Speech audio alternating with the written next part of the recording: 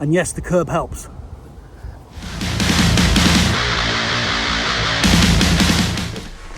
So, Stuart at Ducati, after me eagle-mingling him if I can take a bike out to film, he said, what would you like to take? And I said, I'd like to take out the Desert X. So, it's a beautiful day. It would only be right and fitting if I take my Ducati there. Just going to take it for a ride. See you there.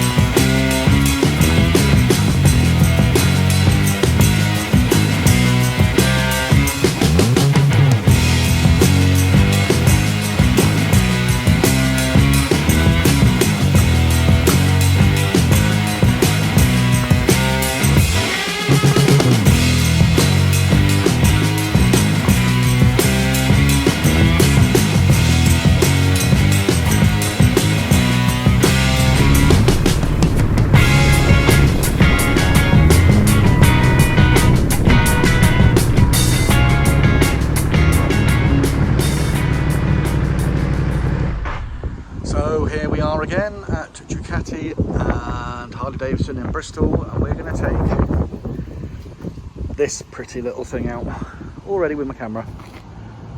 I'm looking forward to this. I hope I don't talk about the exhaust like I have done with every other stock Ducati, and my gut feeling is, and I hope that this is the case, that is this the bike the 900 GS should have been.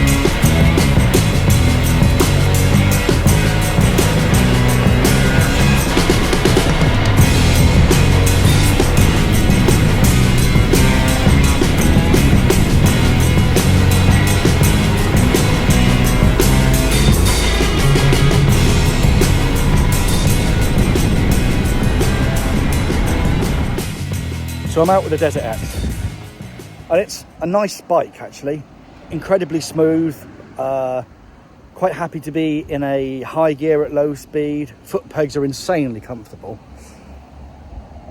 but it's very tall. It's so tall in fact that I stopped at a bus stop to change the position of my camera, and it was on a slight of an adverse camber, and I couldn't lift it back up, so I had to wheel it towards a curb. Luckily there was no girls watching, because that would have been embarrassing, obviously. And I've actually come to a place I've never been before. So Bristol, Ducati and Harley's at the south of the city, and I've headed out towards Bath. And I don't really know this part of the world very well. I live north of the city. Here's one on the flight path, Bristol Airport. But before I have a look at the bike, let me show you where we are, which is not too shabby. And neither's this. It is the bike to some degree that the 900 should have been. It feels a lot more planted, a lot more comfortable, but not as well made. That's how it feels to me. And what I mean by that, it just feels, when you're sort of sat in the cockpit, I don't know, maybe it's my imagination, but it feels a bit clangy. But it is very good looking, and I could forgive its clanginess for how good looking it is. As I said, the foot pegs are insanely wide and the most comfortable foot pegs I've put my feet on in a long, long time. So that makes a pleasant change.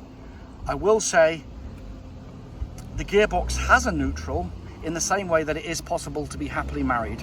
You can visit it briefly, but then it will disappear. So I did find that tricky. My only complaint about the bike is those mirrors are bloody awful to look at. Perfectly functional and very stable. So from that point of view, brilliant. But they are ugly, as you can see from there. Hello to me. Other than that,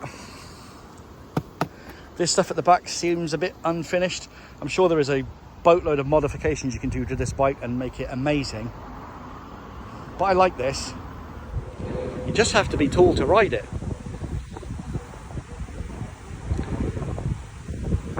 Yeah, 900 GS, this, the KTM, or the T7. And now I've not ridden a T7 yet, still, but I still think that has to be the one to beat.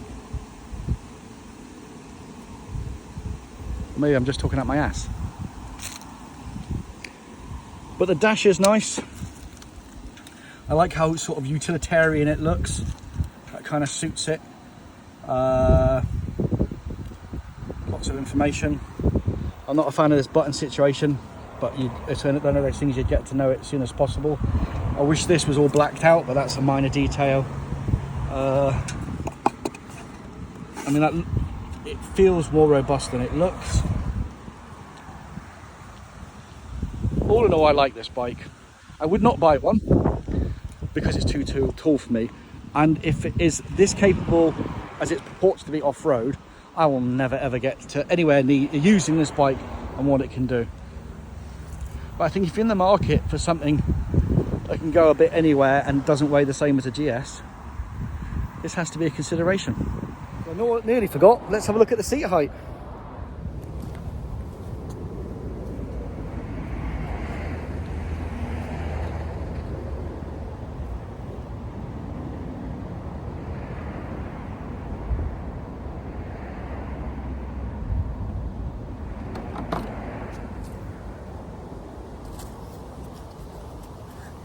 And yes, the curb helps.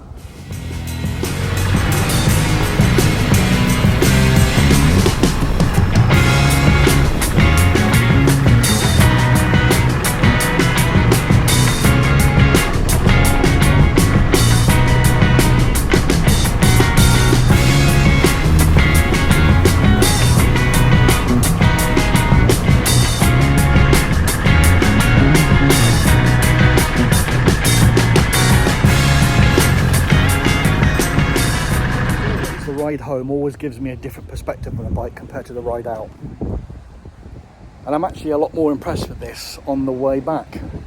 That's why I think if you're going to go for a test ride, making sure you stop somewhere and getting back on it makes a big difference, because you have time to reflect on what you thought of it. Now I will say the height is a challenge for me. I couldn't own one of these bikes, I'm just too little, and I would need to put an exhaust on it. Yes, I've said it. And funny enough, I feel this bike looks fragile. It doesn't look as robust as I think it purports to be, but they brought out a model, and it's inside, and I'll go inside in a second, the Rally X, and that kind of answers for me all the niggles that this one has. Let's have a look. Sea of red. And there it is.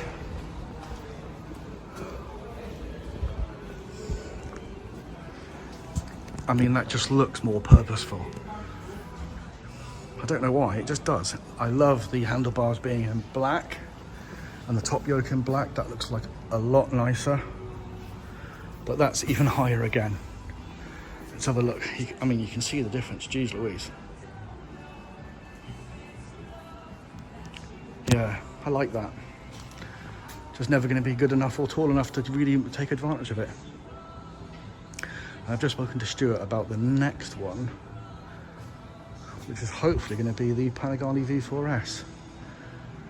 Let's have a little look around while we're here.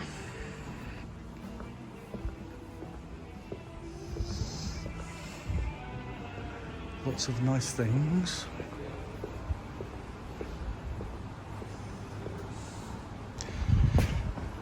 That's where my Monster was sat when I bought him. And I have had one of these. This is the same as my 821 Monster stripe. They only made that for, I think, one model year with that stripe, and I do love it. Simple things.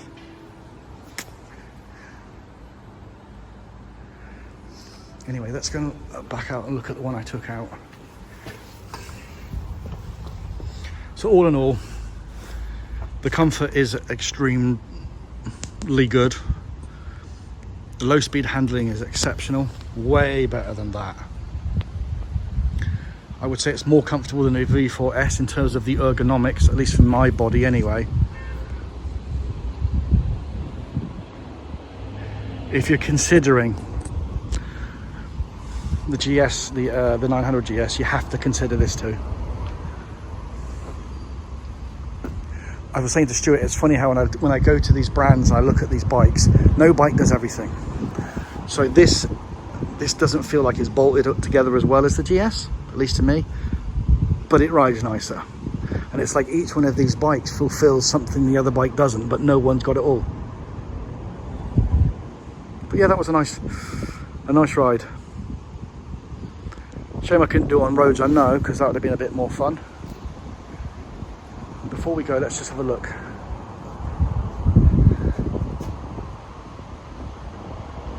That's the one we're taking out next. Very pretty. Anyway, cheers.